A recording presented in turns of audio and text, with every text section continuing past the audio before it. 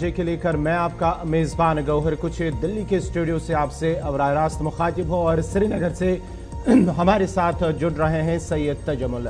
नाजरीन, जहां आप जानते हैं कि आज के इस प्रोग्राम में सलाम जे के प्रोग्राम में हम जहां हम मुल्क की खबरों पर भी बात करते हैं, मुल्क के अंदर क्या कुछ हो रहा है, मुल्क की सियासत के अंदर क्या कुछ हो रहा है, जम्मू कश्मीर में क्या कुछ हो रहा है, और उसके साथ साथ ही बैनुल अक़वामी खबरों पर भी नजर रखते हैं, क्योंकि बैनुल अक़वामी खबरों पर सबसे बड़ी और अहम खबर जो है फ़लस्तीन और इजराइल के दरमियान जंग का आज 15वां दिन है। और आज के दिन के हवाले से भी बात करेंगे कि लगातार हमले जारी हैं। दूसरी तरफ से इजराइल की जानिब से कई इलाकों को खाली किया जा रहा है। लेबनान सरहद के नज़दीक जो उनका इलाका है उसे भी वहां पर खाली करने के अहकाम जारी कर दिए गए हैं। अक़वाम मुत्तहिदा के सेक्रेटरी जनरल एंटोनियो गुटेरेस की जानिब से भी फ़लस्तीन के हवाले से एक बयान आया सामने, उस पर भी बात करेंगे, उस पर भी गुफ्तगू करेंगे। और उसके साथ साथ ही जम्मू कश्मीर की अगर हम बात करेंगे तो जम्मू कश्मीर के हवाले से भी कुछ अहम खबरें हैं, जहां पर इंतजामिया की जानिब से जो मरकजी सरकार की जानिब से स्कीम जारी कर दी गई हैं, जिनके पास ज़मीन है उन अफराद को ज़मीन देने के हवाले से भी एक बयान भी सामने आया चीफ सेक्रेटरी की जानिब से। उसके साथ साथ ही जम्मू कश्मीर के अंदर बिजली का बहरान भी संगीन होता जा रहा है और कुछ और मेगावाट्स भी अब जम्मू कश्मीर को फराम की जा रही है, मेगावाट बिजली। उस सिलसिले में जम्मू कश्मीर इंतजामिया ने भी जो है एक बयान जारी कर दिया। उसके साथ साथ ही कुछ अहम खबरें, सिक्किम और सोरा के अंदर एक जो शुरुआत होगी, टेस्टिंग फैसिलिटीज़ होगी, किस टेस्टिंग क्या टेस्टिंग होगी वो भी हम इस सलाम जे के प्रोग्राम में हम बताएंगे। और दीगर कुछ अहम खबरें हैं जिन पर आप हमारे साथ बने रहेंगे, और साथ ही साथ कुछ मेहमान भी आज के इस प्रोग्राम में जुड़ेंगे और अपने नुमाइंदे भी श्रीनगर और दीगर इलाकों से हमारे साथ जुड़ेंगे और उनसे भी खबरों की तफसीलात जानने की कोशिश करेंगे। लेकिन प्रोग्राम की शुरुआत तय फॉर्मेट के मुताबिक तारीख में आज के दिन के हवाले से, यानी कि आज 21 अक्टूबर है। मुल्की और आलमी सतह पर क्या कुछ हुआ है वो हम आपको बताएंगे कि तारीख के आईने में आज 21 अक्टूबर को क्या कुछ हुआ है। 21 अक्टूबर साल 1577 में गुरु रामदास ने अमृतसर शहर की बुनियाद रखी, वो आज ही का दिन था। और आज ही के दिन 1727 में रूस और चीन ने सरहदी मुआहदे किए हैं, वो आज ही का दिन था।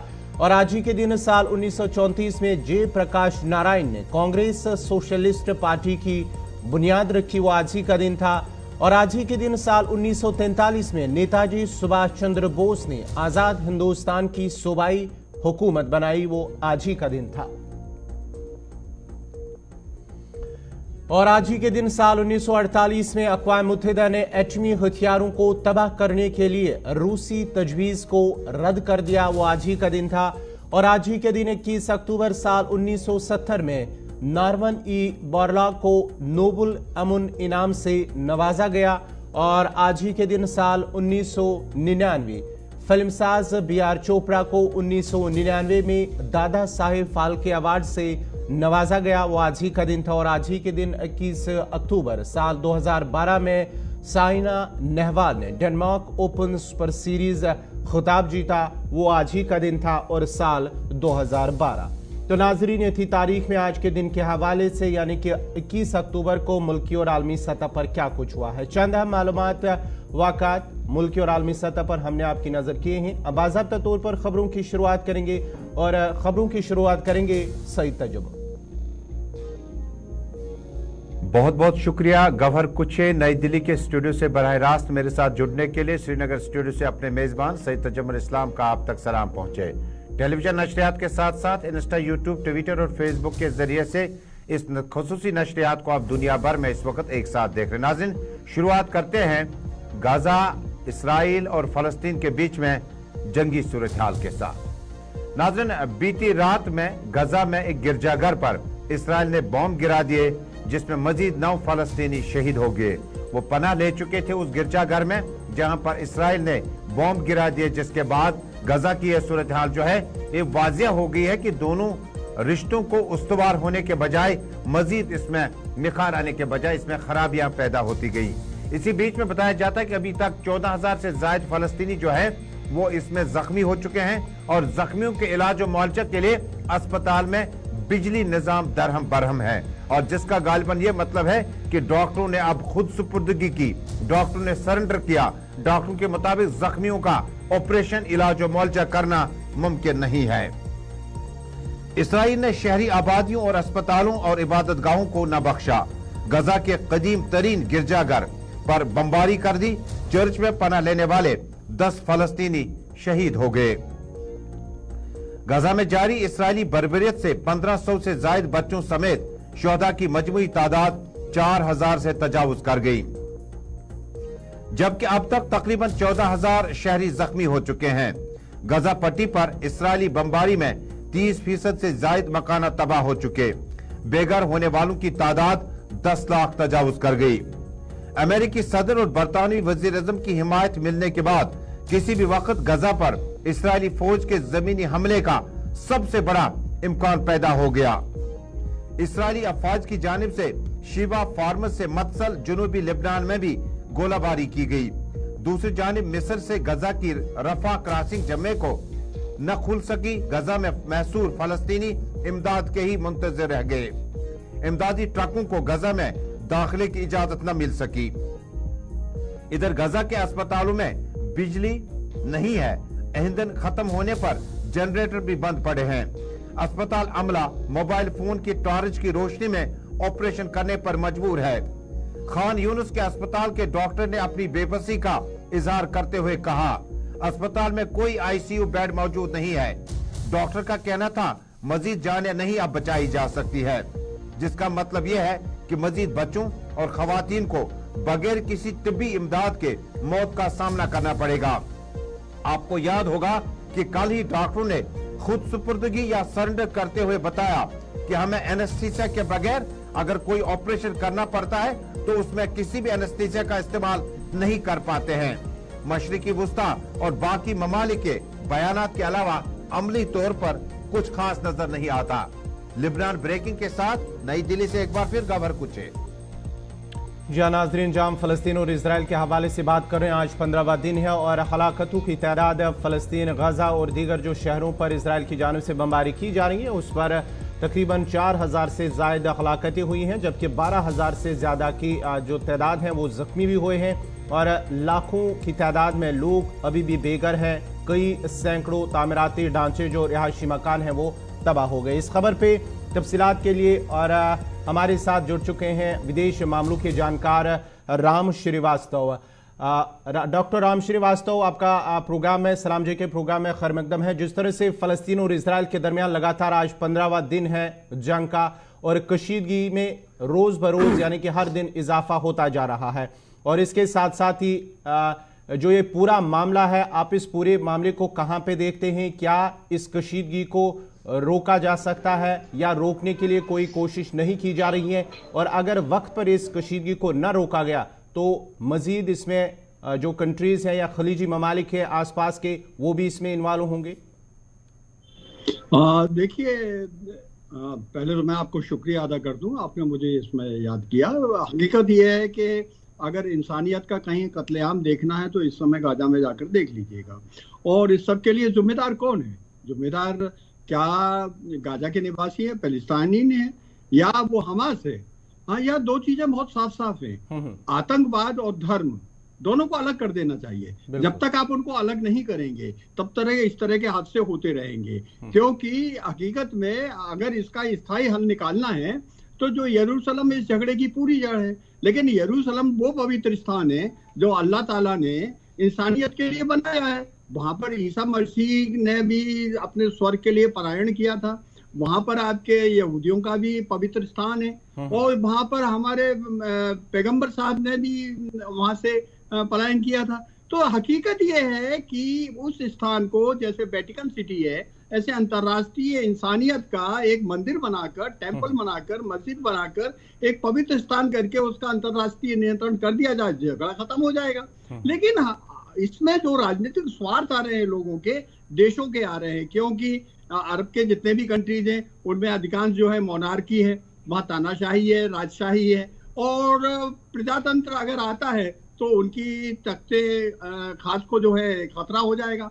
तो वो भी नहीं चाहते। ईरान का और झगड़ा जितना भी है वो शिया और सुन्नी वाला झगड़ा है। लेकिन यहाँ चूंकि इंसानियत का कत्ल हो रहा है, ये ना तो सक्षम देशों को समझ में आ रहा है, इसमें लोग इतनी राजनीति कर रहे हैं। मेरा सवाल आपसे बराह रास्त रहेगा कि क्या इस सूरत हाल में जहां इंग्लैंड यानी बरतानिया और अमेरिका की हिमायत इसराइल को बरह रास्त मिली, और जिसका आज खुद एतराफ वजीर आजम और सदर ने बराबर किया। क्या इसका मतलब यह है कि अगला हफ्ता या रवां हफ्ता जो है वो गाजा में, जिस तरह से मैंने अभी तफसीलात में बताया कि अस्पताल में रोशनी नहीं है, जनसेट नहीं है, ईंधन खत्म हो गया है, बिजली काट दी गई है, मोबाइल बैटरी की रोशनी से अब ऑपरेशन किए जाते हैं, एनेस्थीसिया बिल्कुल खत्म हो चुकी है। ये सारे मामला जब एक तरफ इंग्लैंड और अमेरिका का सपोर्ट मिला इसराइल को, हौसले उनके बेहतर हुए होंगे, तो बाकी ममालिक की आवाजें दबी दबी सी क्यों नजर आती हैं?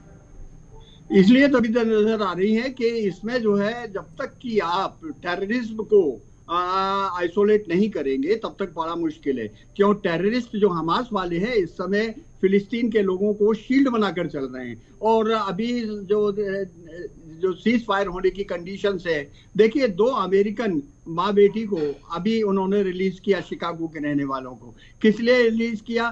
कतार के उन्होंने मीडिएशन किया। तो ये जो बीच बचाव किया जा रहा है, समझौता कराया जा रहा है, इसके प्रयास डिप्लोमेटिक लेवल पर चल रहे हैं। लेकिन इजराइल की जो शर्त है वो शर्त ये है कि जो मदद है उस मदद को जो है आप एक तो हमास तक नहीं पहुंचाएंगे, दूसरा ये है कि जो बंधक बना कर रखे हुए हैं, जो उन्होंने वहां पर लोगों को पकड़ के रख रखा है, कैद कर रखा है, उन लोगों तक अंतरराष्ट्रीय जो रेड क्रॉस है उसको पहुंचाने चाहिए, जिससे कि पता लग सके वो जिंदा हैं या मर गए हैं। और कुछ ऐसा इंतजाम करना चाहिए भविष्य में इस तरीके की चीज ना हो। लेकिन यहाँ लोग अपने राजनीतिक स्वार्थों में लगे हुए हैं, डिप्लोमेटिक एफर्ट्स हो रहे हैं, लेकिन ईरान ने खुल्लम खुल्ला उनको मदद करना शुरू कर दिया है। तो एक चीज मानना पड़ेगी, क्या इजराइल का अस्तित्व रहेगा या नहीं रहेगा? अगर रहना है तो इंसानियत के नाते सबको मिलजुल कर रहना चाहिए। सबका मालिक एक है, अल्लाह एक है, उसने इंसानों को बनाया है। लेकिन यहाँ सिर्फ और सिर्फ धर्म को आतंक से जोड़कर, टेररिज्म को जोड़कर, जब तक ये समस्या बड़ी रहेगी इसको कोई खत्म नहीं कर सकता। डॉक्टर साहब, आपने हमास का जिक्र किया, आपने हिजबुल्लाह का जिक्र किया, आपने मिलिटेंट अस्करी तंजीमों का जिक्र किया, लेकिन जो अस्पतालों में इस वक्त हालत बनी हुई है, जहां अल साहिल अस्पताल पे लगातार बमबारी की गई और बीती रात में इसराइल ने गिरजाघर पे बॉम्ब गिराए, जिसके बाद मजीद 9 फलस्तीनी जो है उन्हें बचाया नहीं जा सका। ये जो इसराइल की जो कार्रवाइयां हैं, इसमें तो किसी भी जगह जंगी माहदे, जंगी सूरत हाल, जंगी मशकें नजर नहीं आती है। तो क्या इसराइल पे 2 ममालिक के सपोर्ट के बाद किसी तीसरे फरीक की तरफ से कोई इस तरह की बात सामने नहीं आई? हालांकि बाइडेन ने दबे होंठों से ही कहा कि हमास तमाम फलस्तीन की सपोर्ट में नहीं है, उनकी नुमाइंदगी नहीं करते हैं। उसका गालबन ये मतलब है कि आपकी लड़ाई हमास के साथ है, अवाम के साथ, फलस्तीनी अवाम के साथ नहीं है। लेकिन जो गिरजाघर, अस्पताल और बाकी रिलीजियस प्लेसेस पर इस वक्त इसराइल बॉम्ब गिरा रहा है, इसमें तमाम दुनिया खामोश क्यों है? दुनिया खामोश नहीं है, उसकी सभी लोग निंदा करते हैं और सबको करना चाहिए। हमारे प्रधानमंत्री ने तो क्लियर कट सहानुभूति अपनी उनके प्रति बताई है और मदद करने की भी पहल की है। और हर इंसान जो कि अगर अपने आप को इंसान मानता है तो इस तरह के नरसंहार की आलोचना करना चाहिए, हमास की भी आलोचना करना चाहिए, और जो फिलिस्तीनियों को शील्ड बनाकर हमास अपने आप बचने की कोशिश कर रहा है उसकी भी निंदा करना चाहिए। इसको धर्म से बिल्कुल अलग कर देना चाहिए, इसका धर्म से कोई लेना देना नहीं है, ये सिर्फ आतंकवाद की लड़ाई है। डॉक्टर साहब, आपको रोकना चाहूंगा, आप हमारे साथ, डॉक्टर साहब आप हमारे साथ बने रहें, क्योंकि एक और खबर आ रही है जहां पर लेबनान और इजराइल के दरमियान, जहां अब इजराइल की फौज ने लेबनान शहर को खाली करने का ऐलान कर दिया, हुक्म दे दिया है, और ये ऐलान लेबनान के साथ सरहद पर हिजबुल्लाह के मिलिटेंटों के साथ होने वाली झड़पों के बाद किया गया है। एक रिपोर्ट के मुताबिक इजरायली फौज की जानिब से बयान जारी कर दिया गया है कि शहर करियात शमूना के इलाके को और वहां के जो मेयर हैं उन्हें इस फैसले से आगाह कर दिया गया है। और जिस तरह से हिजबुल्लाह और इजरायली फौजियों के दरमियान सरहद पर लगातार जंग भी जारी है, जहां पर हिजबुल्लाह की जानिब से दावा किया जा रहा है उन्होंने इजरायली फौजियों के साथ साथ जो टैंकें वहां पर मौजूद है उनको निशाना बनाया है, और कई मकामात पर भी गोलियों का तबादला हुआ है, जिसके नतीजे में इजरायली उन्होंने हिजबुल्लाह की जानिब से दावा किया जा रहा है कि फलस्तीनियों को नुकसान पहुंचा है।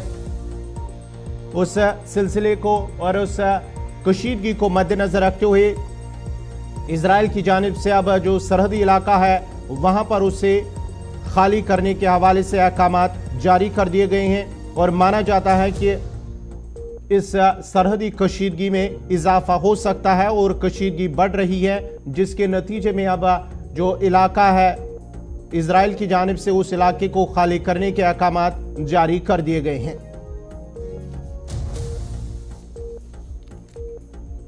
जी हां, ये बड़ी खबर आ रही है कि जहां एक तरफ दुनिया भर की नजरें इस वक्त इसराइल और फलस्तीन की मौजूदा जंगी सूरत हाल के साथ लगी है, अमेरिकी और यूरोपीय हुकूमतें इसराइल पर गजा पर मुमकिन जमीनी हमला रोकने के लिए दबाव डाल रही है ताकि हमास के हाथों इसराइली यरगमालियों की